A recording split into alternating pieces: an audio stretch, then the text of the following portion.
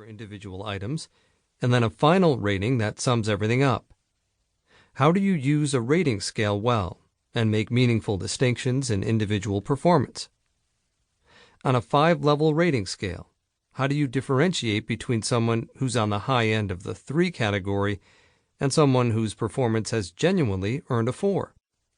I will show you how. Finally, how do you talk with someone who works for you about his performance?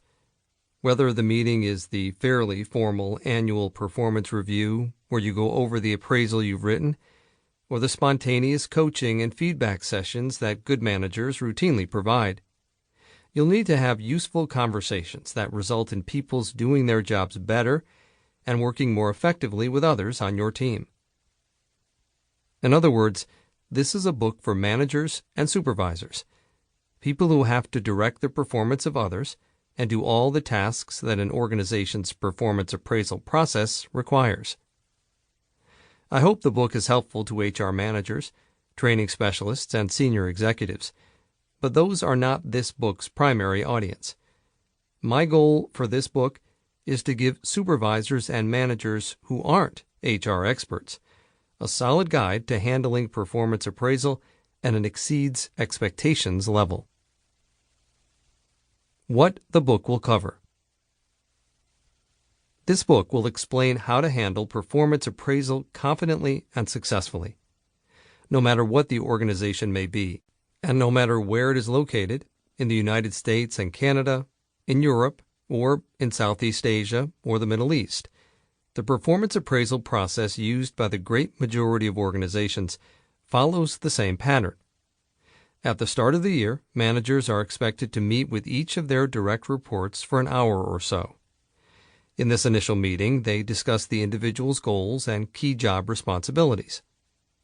They talk about the behaviors and competencies that are important for the individual's success in getting the job done the way the company wants it done. After this initial planning meeting, individuals go about doing the job. Managers help them succeed by providing feedback on their performance throughout the year and coaching them to help them do better.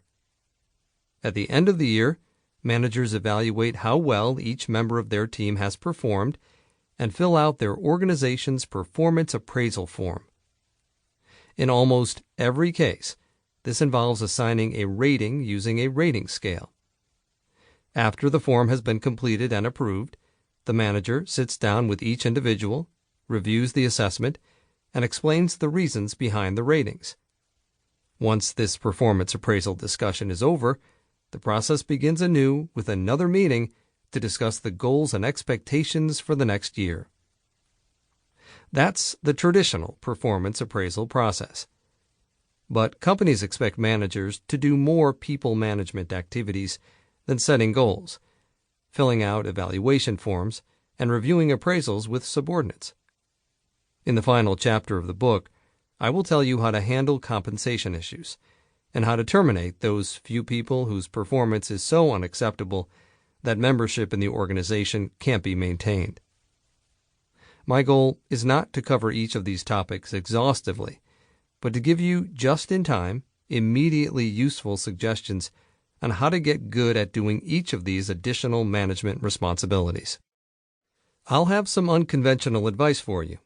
I'll warn you against leaning too hard on the SMART acronym for goal setting. I'll recommend that you not ask employees to complete a self-appraisal. And I'll tell you why the time-honored sandwich approach to conducting appraisal discussions, in which the manager combines some feedback on the employee's strengths and successes with a review of the areas where improvement is needed, is a really bad idea. Simple, effective, done right. Finally, let me tell you frankly that performance appraisal is strenuous and demanding.